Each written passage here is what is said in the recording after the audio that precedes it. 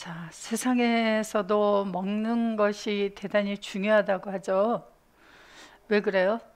먹는 것으로 인해서 몸이 만들어지고 그 몸에 따라서 건강이 좌우되기 때문에 먹는 걸 대단히 중요하게 여기고 있습니다.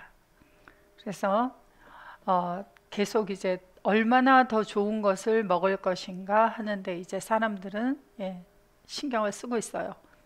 예전에 우리나라가 이제 6.25 전이나 또 6.25 직후나 어렵게 살던 시절에는 배를 불리는 데에만 목적을 두고 있었습니다. 그래서 어떻게 하면 굶지 않고 잘 먹고 배를 채우고 살아갈 것인가. 그래서 뭐 좋은 음식을 먹는다 하는 게 아니라 그저 하루하루에 배를 어떻게 채울 것인가.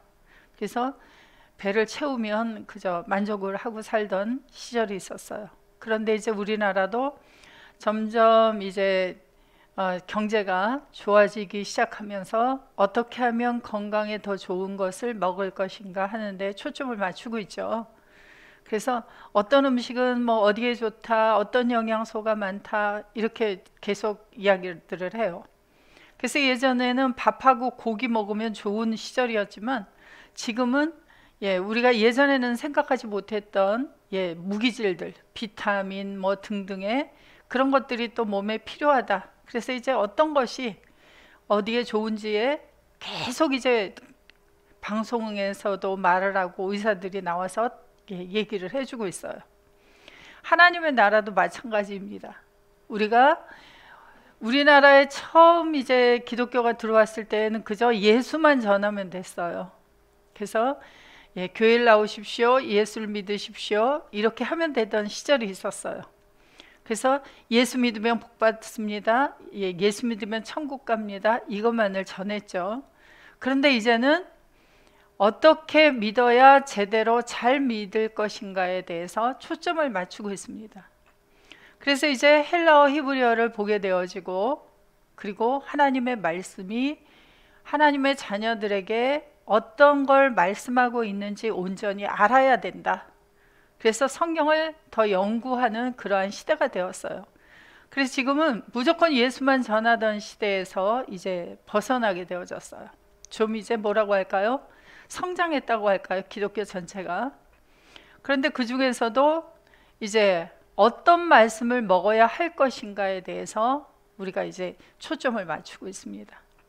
우리가 지금 공부하고 있는 요한복음 6장은 그 양식에 대해서 상세하게 설명을 해주고 있어요. 그래서 이제 하나님의 자녀들이 먹어야 될 양식이 무엇인지를 마태복음 4장에서 예수님께서 시험 받으시면서 이제 말씀하셨죠. 무엇을 먹어야 돼요? 하나님의 자녀들은 사람의 입으로 들어가는 그런 빵을만을 먹는 것이 아니라 하나님의 자녀들은 하나님의 입으로부터 나오는 말씀을 먹어야 된다. 그렇게 말씀해 주셨죠.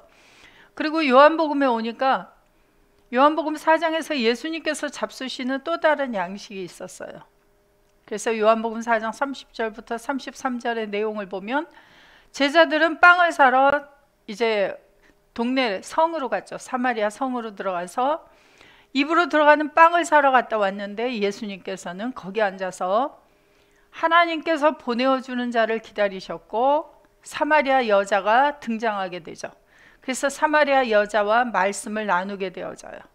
그래서 하나님의 말씀을 그에게 주고 그리고 그 말씀을 받아들여서 하나님의 뜻이 이루어진 사마리아 여자와 그리고 사마리아 여자가 동네에 들어가서 복음을 전해서 사마리아 여자를 따라 나온 동네 사람들을 바라보면서 예수님은 나는 하나님의 뜻을 나를 보내신 자의 일 하나님의 뜻을 행하면 양식이 생긴다 하고 말씀을 해주셨어요.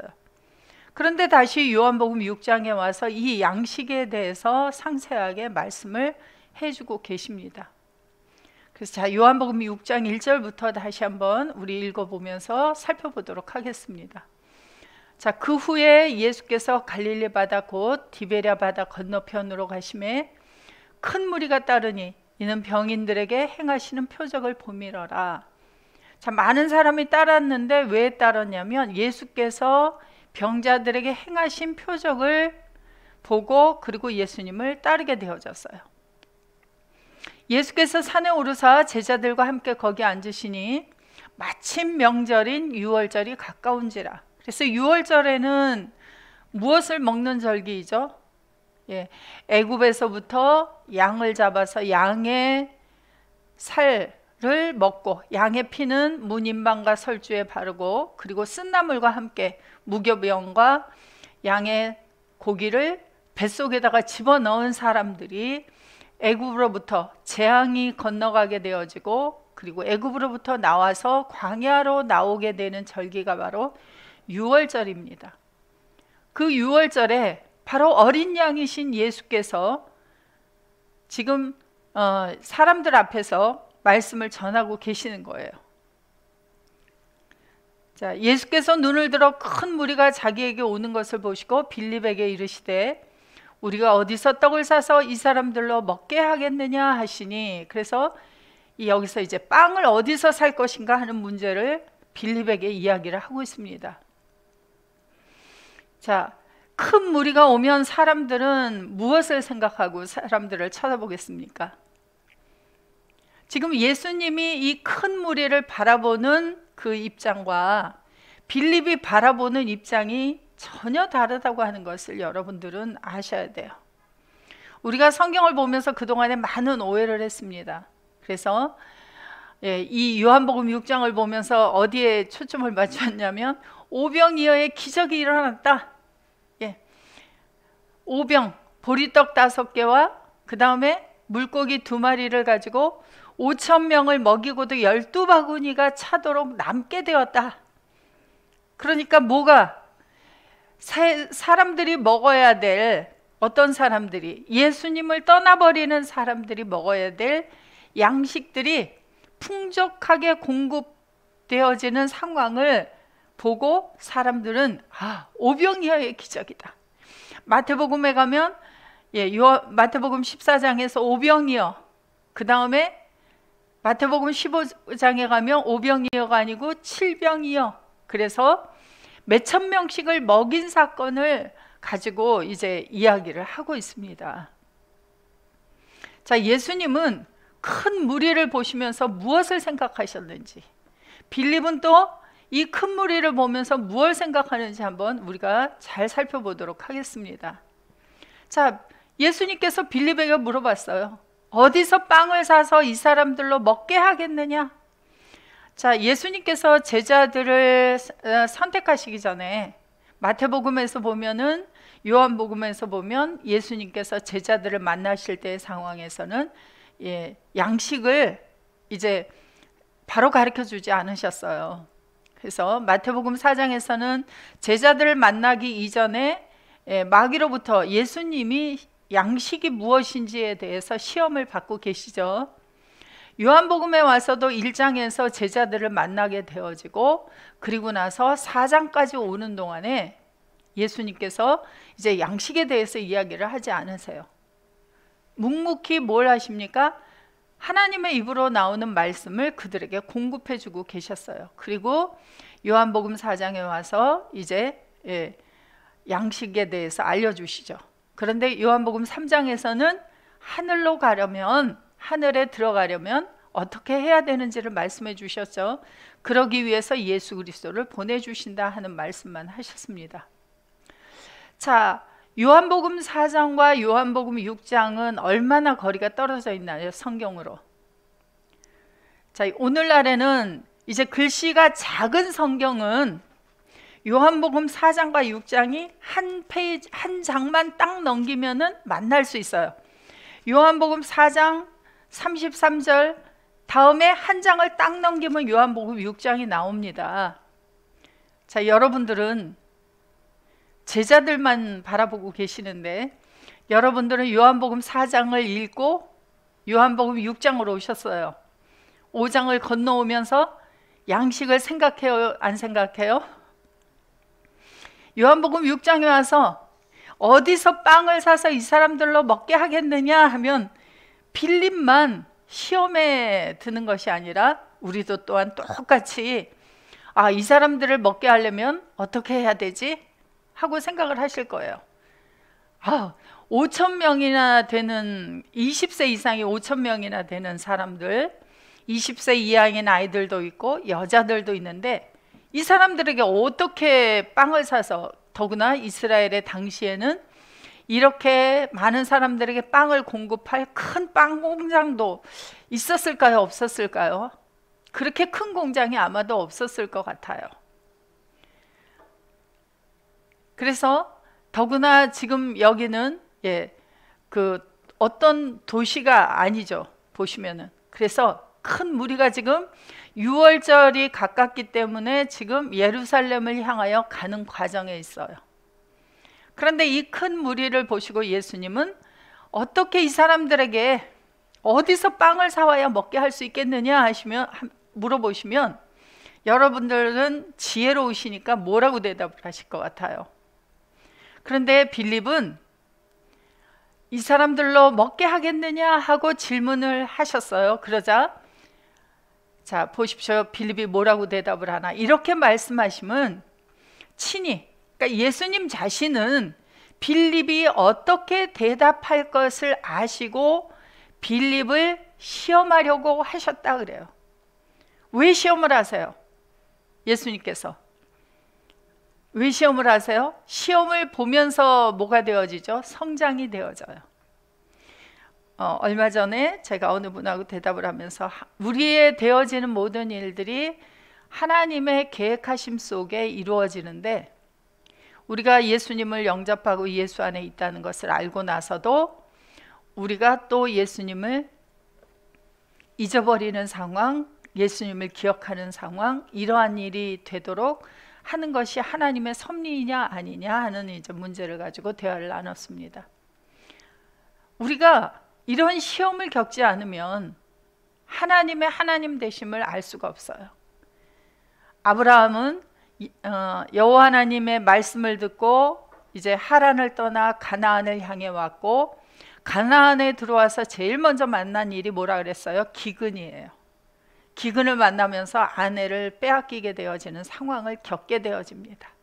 아내를 빼앗기고 나서 얼마간의 기간이 있다가 다시 되돌려 주셨는지 몰라요. 짧은 기간이었는지 긴 기간이었는지 바로에게 사라를 빼앗겼던 그 시간을 성경은 정확하게 이야기를 하고 있지 않습니다. 왜 정확한 시간을 얘기해 놓지 않았을까요? 만약에 거기에다가 한 50일 정도다 또는 1년 정도다 하면 사람들은 50일이 지나면 이 시험이 끝날 거야, 1년이 지나면 이 시험이 끝날 거야, 이렇게 생각하기 마련이에요. 그러나 시험을 빠져나오는 것은 사람의 상태마다 다 달라요.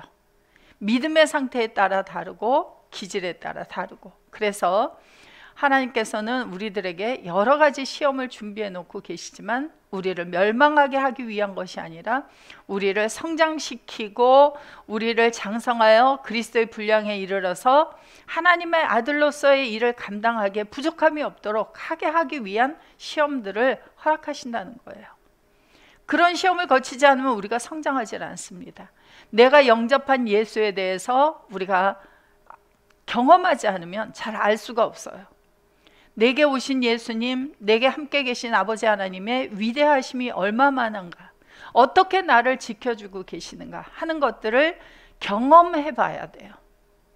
그래서 경험에서 나오는 말씀은 다르고요, 경험하지 않은 상태에서 이렇다고 하더라 하는 거하고는 전혀 틀리게 되어집니다.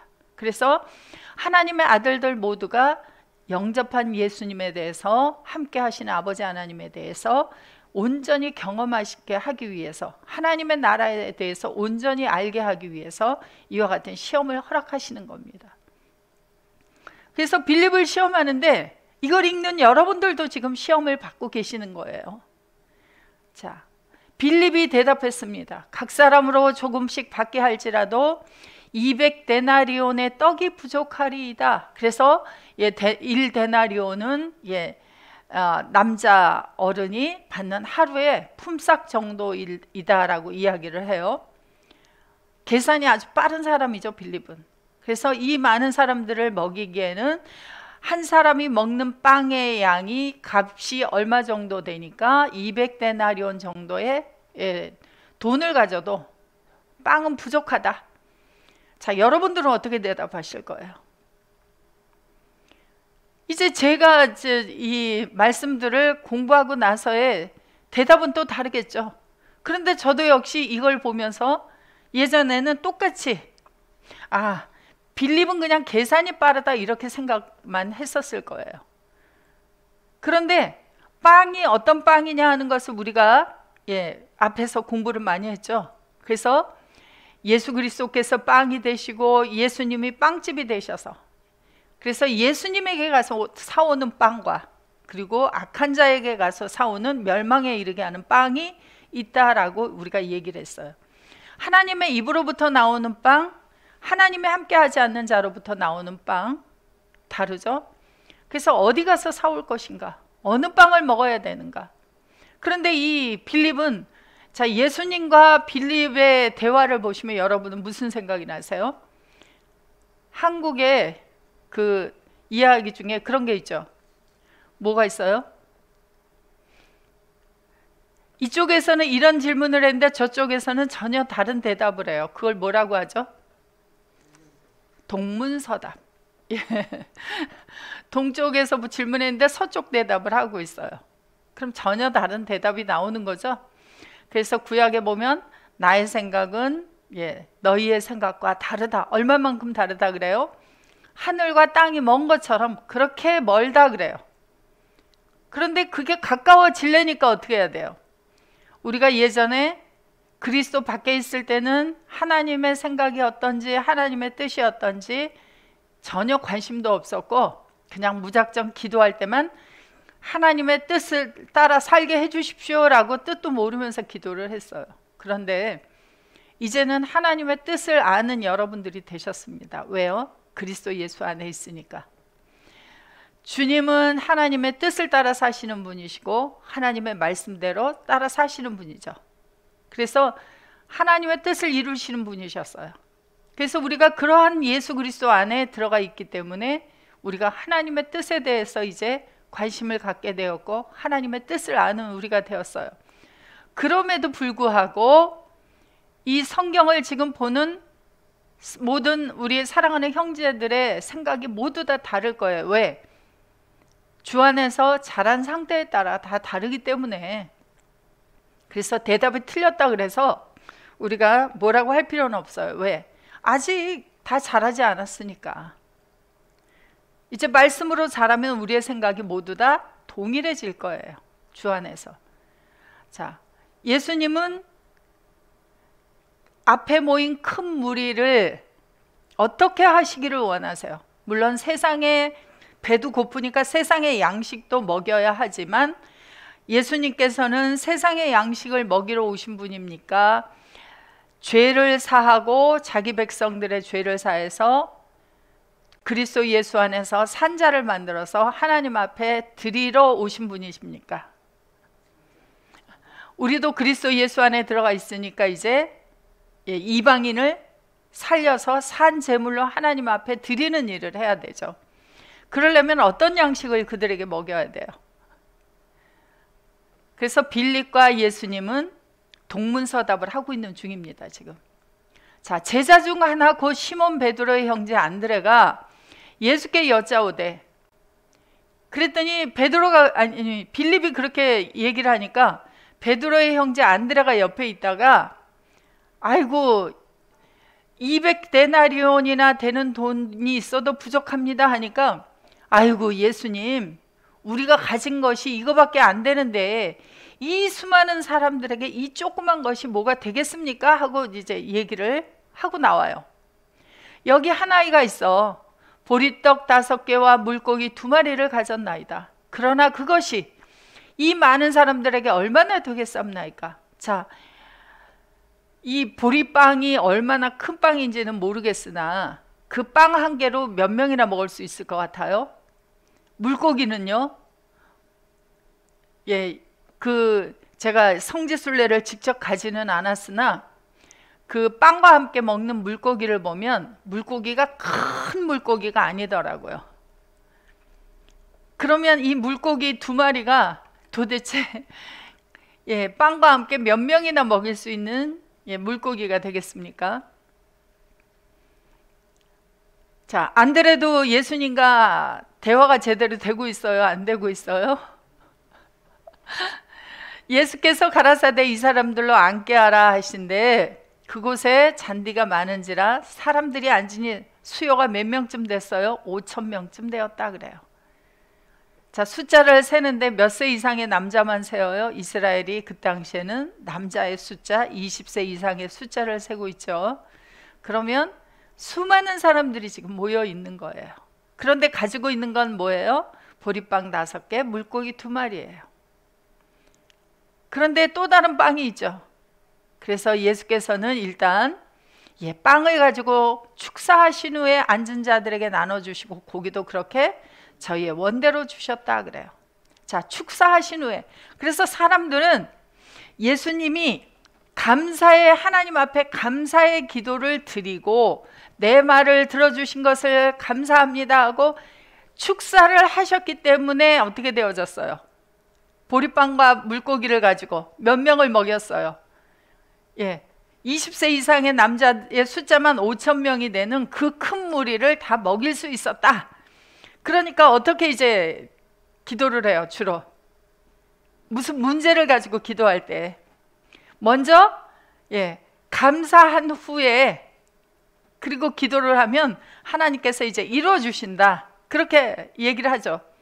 그래서 이루어 주실 것을 믿고 이제 기도를 먼저 합니다. 그런데 자, 축사하신 후에 자, 여기 헬라어로 한번 보겠습니다. 예수께서 빵을 가지고 축사하신 후에 엘라본데 투스 아루투스 호 예수스 카이 유카리스테사스 니에도켄 토이스 마테타이스. 그래서 자, 호 예수스 예수님이 자, 투스 아루투스 빵들을 엘라벤 취했다. 그리고 자, 유카리스테사스 유카리스테오는 감사하다. 자, 그래서 여기 유카리스테오라는 단어를 보시면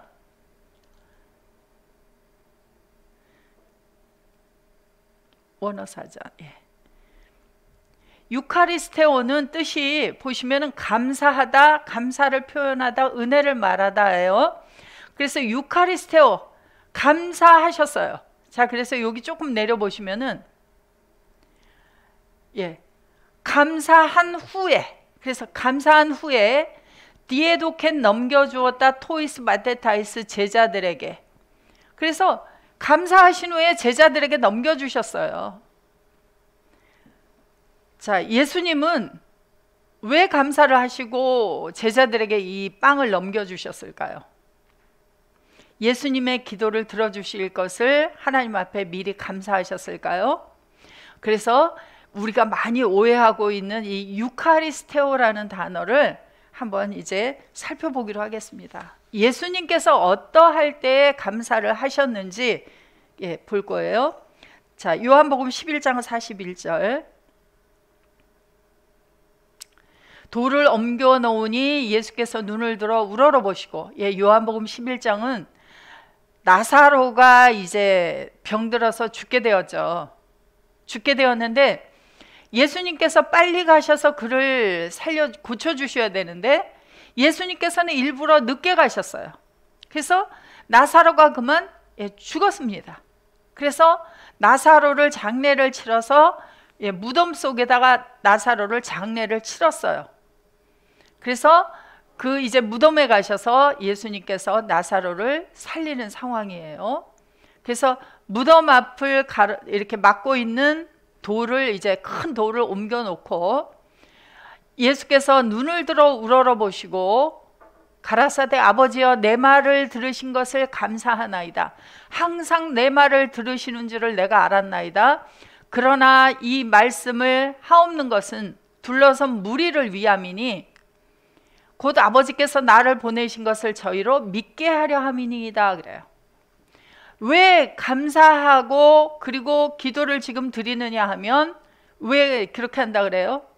자기 자신은 아버지의 뜻을 행할 때 아버지께서 자기와 함께 계셔서 아버지의 일을 행하고 계시는 것을 알기 때문에 하지 않아도 되지만 왜 했어요? 둘러선 무리들 때문에.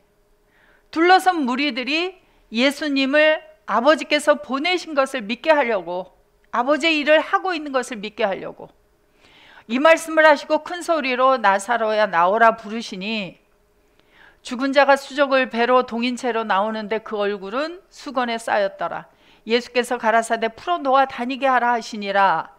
자, 죽은 자가 어떻게 됐어요? 나사로야 나오너라 했더니 죽은 자 나사로가 나와서 걸어 나오니까 죽은 자가 어떻게 된 거예요?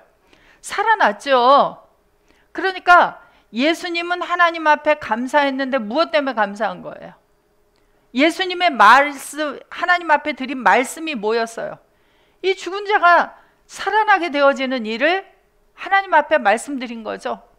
자, 우리 요한복음 6장 공부하기 전에 요한복음 5장을 공부했어요. 자, 죽은 자는 어떻게 해서 살아난다 그랬어요? 요한복음 5장에서. 5장부터 11장이 너무 멀기 때문에 모두 다 잊어버리셨을 거예요. 요한복음 5장 25절에 보시면 누구의 음성을 들으면 죽은 자가 살아난다고 하죠? 5장 25절 한번 가보고 오겠습니다. 진실로 진실로 너희에게 이르노니 죽은 자들이 하나님의 아들의 음성을 들을 때가 오나니 곧 이때라. 듣는 자는 살아나리라. 아버지께서 자기 속에 생명이 있음 같이 아들에게도 생명을 주어 그 속에 있게 하셨고 또 인자됨을 인하여 심판하는 권세를 주셨느니라. 이를 기이 여기지 말라. 무덤 속에 있는 자가 다 그의 음성을 들을 때가 오나니. 그래서 무덤 속에 있는 자가 아들의 음성을 들으면 살아난다고 말씀하셨어요. 그리고 예수님께서 요한복음 11장에 오셔서 44절에 가서 보시면은 나사로에게 음성을 들려주었더니 무덤 속에 있던 나사로가 살아나서 나오게 되어진 실제 상황을 보여주시죠. 말씀대로 이루어진 거잖아요. 이게 누구의 일이었어요? 요한복음 5장 17절에서 보면 아버지께서 이제까지 일하시니 나도 일한다. 예수님은 아버지와 하나로 계시는 것을 말씀해 주셨고 아버지께서 예수님 안에 계셔서 아버지께서 아들의 음성을 통해서 아버지의 영과 생명을 내어보내시고 그 음성을 듣는 자들을 살려내는 일을 보여주셨는데 이것 때문에 감사했단 말이에요. 그래서 죽은 자가 살아나게 되어지는 이 사건을 아버지의 일을 예수님께서 함께 행하시는 그것 때문에 감사를 하셨습니다. 자, 그 다음에 그러면은 이 나사로가 살아난 자가 나오게 되어지면은 그것으로 인하여 무엇이 생겨나게 되어져요? 예수님께서 잡수셔야 될 양식이 생겨나게 되어지죠. 그래서 요한복음 4장 30절부터 가서 보시면은 저희가 동네에서 나와 예수께로 오더라. 그 사이에 제자들이 청하여 가로되 랍비여 잡수소서. 가라사대 내게는 너희가 알지 못하는 먹을 양식이 있다. 제자들이 서로 말하되 누가 잡수실 것을 갖다 드렸는가 한데 예수께서 이르시되 나의 양식은 나를 보내신 하나님의 뜻을 행하며 그의 일을 온전히 이루는 이것이니라. 그래서 하나님의 뜻을 행하고 하나님의 일을 온전히 이루면 바로 양식이 나오게 되어져요. 그래서 예수님께서 요한복음 6장 37절부터 보시면은 하나님의 뜻에 대해서 하나님의 일에 대해서 이야기를 하고 계시죠. 아버지께서 내게 주시는 자는 다 내게로 올 것이요 내게 오는 자는 결코 내어주지 아니하리라. 아버지께서 예수님에게 주시는 자가 올 때는 산 자가 오는 게 아니라 죽어있는 자, 무덤 속에 있는 자가 오게 되어져요. 그래서 그 무덤 속에 있는 자, 죽어있는 자가 예수님에게로 오면은 내가 하늘로서 내려온 것은 내 뜻을 행하려 함이 아니요 나를 보내신 하나님의 뜻을 행하려 함이니라. 나를 보내신 하나님의 뜻은 내게, 나 예수에게 주신 자, 죽어있는, 허물과 죄로 죽어있던 하나님의 백성을 보내주시면 내가 하나도 멸망에 이르게 하지 아니하고 마지막 날에 다시 살리는 이것이니라. 그럼 이 사람, 다시 살아난 이 사람이 예수님의 양식이 되어지죠. 그래서 이것이 바로 예수님이 잡수셔야 될 양식이니까 나사로 죽은 자를 살려내면 바로 누구의 양식이 생기게 되어져요? 예수님의 양식이 생겨지게 되어지죠. 그럼 우리가 주기도문에서 무슨 기도를 하죠? 일용할 양식을 주옵시고, 그 일용할 양식이 뭐였어요? 하늘 위에 있는 자를 주시옵소서. 하늘 위에 존재하는 자가 바로 살아난 자이고 그 사람이 바로 예수님의 양식이 되어져요. 그래서 예수님의 양식이 생겨날 것, 하나님의 뜻이 이루어질 것을 보고 예수님은 감사하셨습니다. 자, 로마서 1장 8절부터 봅니다. 자, 바울을 통해서 감사하는 이야기를 하는데요. 바울의 감사는, 바울은 그리스도 예수 안에 있는 자이기 때문에 바울의 감사는 곧 예수님의 감사예요.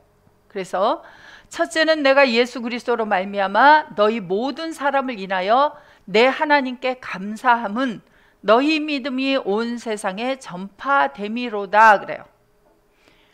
로마에 있는 성도들의 믿음이 온 세상에 전파되어지면 무슨 일이 일어나요? 믿음이 전파될 때마다 로마에 있는 성도들의 믿음이 좋다, 이게 전파되는 거예요? 아니면 믿음이 전파될 때마다 무슨 일이 일어나게 되어져요? 믿음이 전파될 때마다 그리스도와 함께 죽고 함께 살아난 자들이 생겨난 거예요. 자, 여러분들은 뭐라고 전파하시겠습니까? 우리의 믿음이, 나는 예수 그리스도 안에서 믿는 자이고, 너도 예수를 영접했으면 예수 안에서 믿는 자가 된 것이다. 예수 안에서 믿는 자는 예수 안에서 함께 하나님의 후사가 되고 지체가 되어지고 약속에 참여하는 자가 된 것이다 라고 전하겠죠. 그리스도 밖에서 믿는 것은 죽어있는 자다. 예수 그리스도 안에서 믿는 자라야 온전한 믿음을 가지고 있는 자이고, 그는 바로 하나님의 심판이 그를 심판하지 않는다. 단지 무슨 심판을 받게 되어져요? 이제 예수 그리스도와 함께 살고 예수 그리스도의 일을 하게 되어지고, 예수 안에서 예수님에 의해서 예수님의 일, 하나님의 일을 하게 되어지는 것이 우리의 삶이다라는 것을 전파하는 게 바로 우리 믿음이 전파되는 것이죠. 그래서 바로 그것을 감사하는 거예요. 그걸 감사한다는 건 뭐예요? 하나님의 뜻이 믿음이 전파되는 곳에 이루어지는 것 때문에 감사하게 되어지는 거죠. 자, 고린도전서 1장 4절. 그리스도 예수 안에서 너희에게 주신 하나님의 은혜를 인하여 너희를 위하여 항상 하나님께 감사하노니. 자, 너희들에게 주신 하나님의 은혜가 뭐예요? 자, 고린도전서 1장 2절 바로 앞에 보시면 무슨 은혜를 주셨어요? 고린도에 있는 하나님의 교회 곧 그리스도 예수 안에서 거룩하여지고, 그리스도 밖에 있던 자들을 그리스도 예수 안에서 거룩한 자로 온전히 거룩하게 되어지는, 단번에 거룩하게 되어지는 죄사함을 이루어 주시고, 그리고 거룩한 자들이다 라고 부르심을 입게 하신 것, 그것이 뭐예요? 바로 고린도 교회 성도들에 대한 감사예요. 그래서 그것을 먼저 감사하는 겁니다. 자, 오늘날 우리는 어떤 감사를 하나님 앞에 주로 드리고 있어요? 나의 기도가 어떻게 응답이 되었는지 그것을 감사하는데, 우리가 하나님 앞에 구한 기도가 뭐예요? 우리는 이제 이방인의 기도가 무엇이고 하나님의 뜻을 따라 구하는 기도가 무엇인지를 우리가 구분해서 배우고 있습니다. 우리가 그리스도 밖에서 살 때 우리의 기도는 이방인들이 하는 기도를 똑같이 했었어요. 뭘 기도했죠? 내가 무엇을 먹어야 사는지 몰랐기 때문에 입으로 들어가는 것 뒤로 내어버려지는 이 양식을 하나님 앞에 구했어요.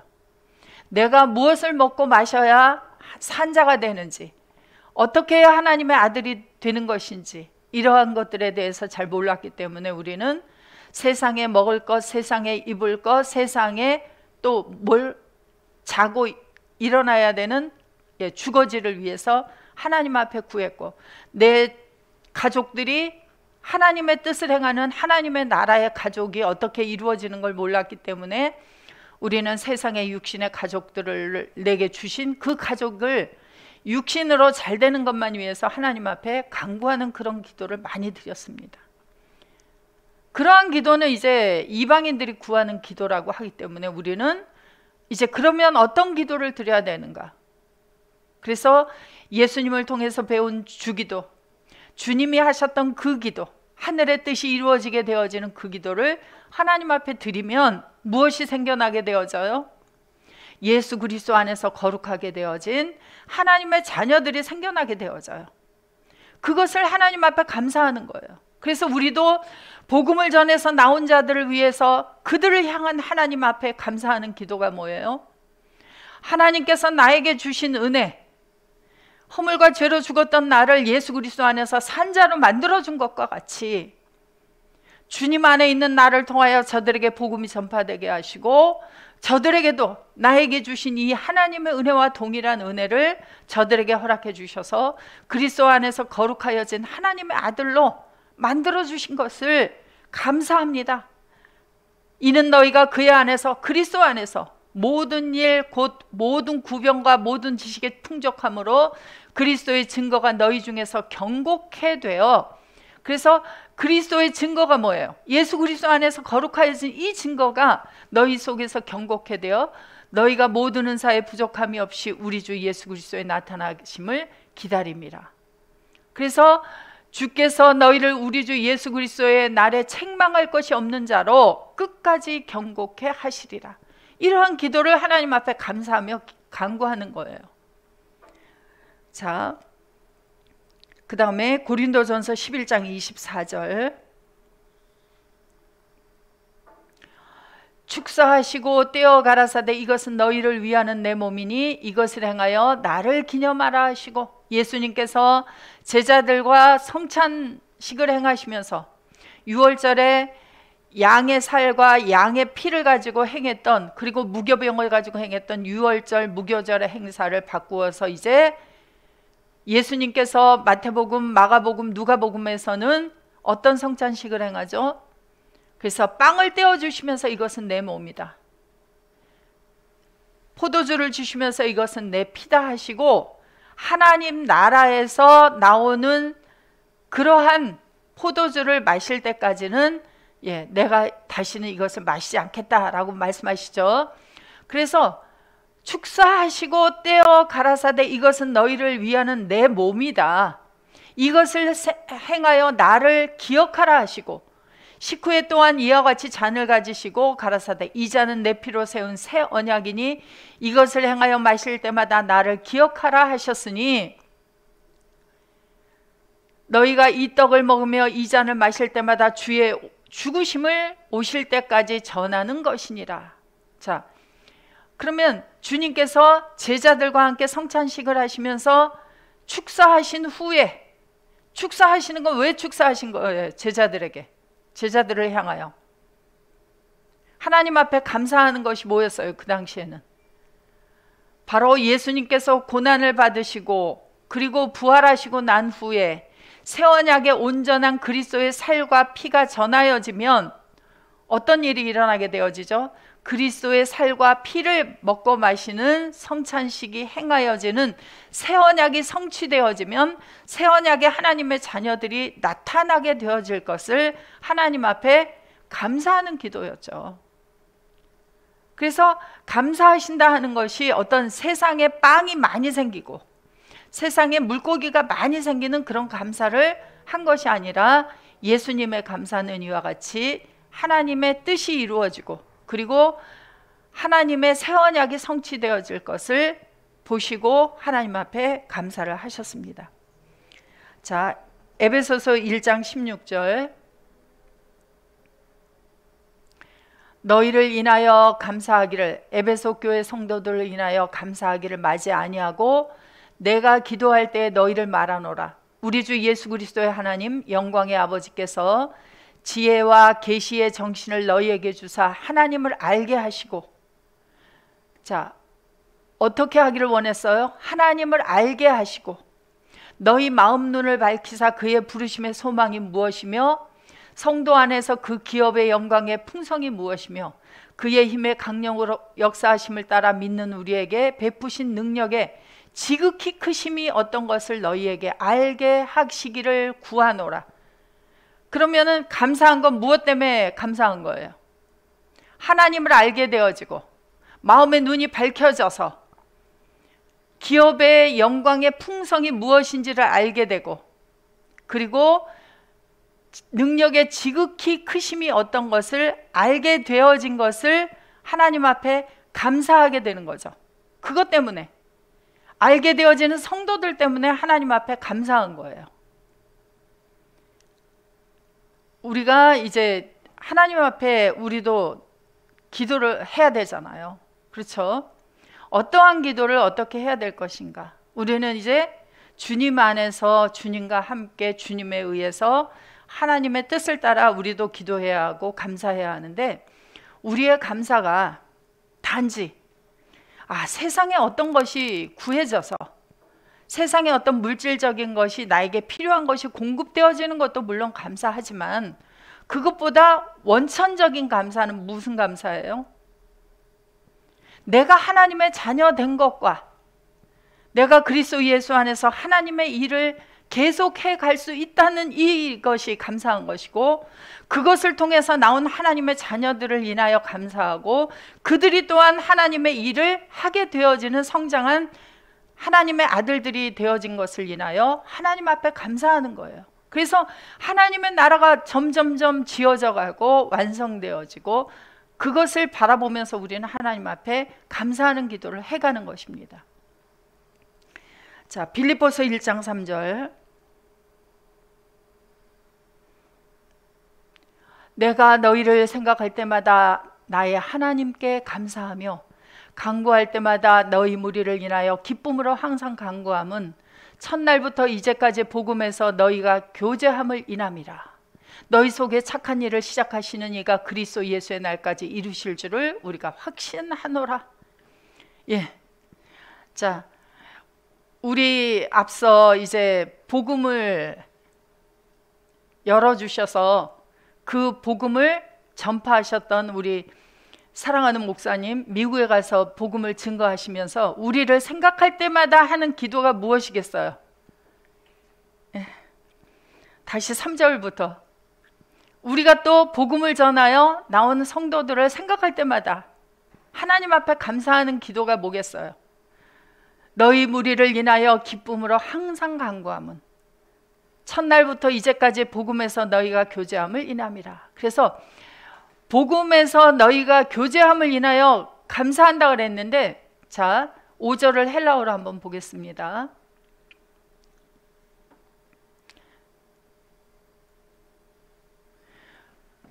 자, 에피테 코이노니아 휘몬 에이스토 유앙겔리온 아포 프로테스 헤메라스 아르키 투윈. 그래서 아르키는 뭐뭐까지, 지금까지.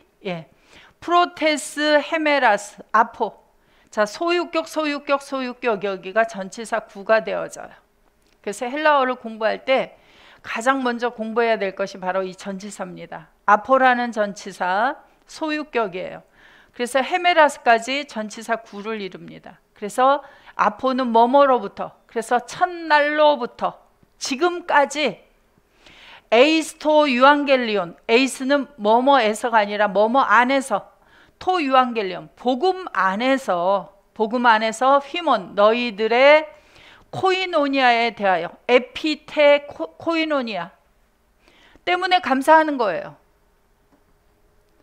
자, 우리가 복음을 받아들인 첫날부터 지금까지 우리가 복음이신 분, 마가복음 1장 1절에 복음의 아르케는 곧 누구라 그랬죠? 복음의 시작은 곧 예수 그리스도예요. 그러니까 복음 안에서라고 하는 것은, 다시 가세요. 복음 안에서라고 하는 것은 누구 안에서예요? 바로 예수 그리스도 안에서.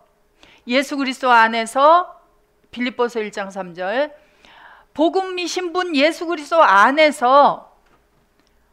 자, 너희의 코이노니아를, 너희의 교제함을 인함이라고 하는 것은, 자, 교제는 물론 예수 그리스도 안에 있는 자, 예수 그리스도 안에 있는 자끼리의 교제도 있습니다만은, 교제함이라고 하는 이 코이노니아는, 로마서부터의 교제는 이것을 이야기하는 것이 아니라 요한일서 1장 3절에 가보시면은 코이노니아에 대해서 정확하게 이야기를 해주고 있습니다. 우리가 보고 들은 바를 너희에게도 전함은 요것만 읽고 쉬었다 하겠습니다. 너희로 우리와 사귐이 있게 하려 함이니 우리의 사귐은 아버지와 그 아들 예수 그리스도와 함께 함이라. 쉬시면서 코이노니아에 대해서 생각하시고 쉬었다가 다음 시간에 하겠습니다.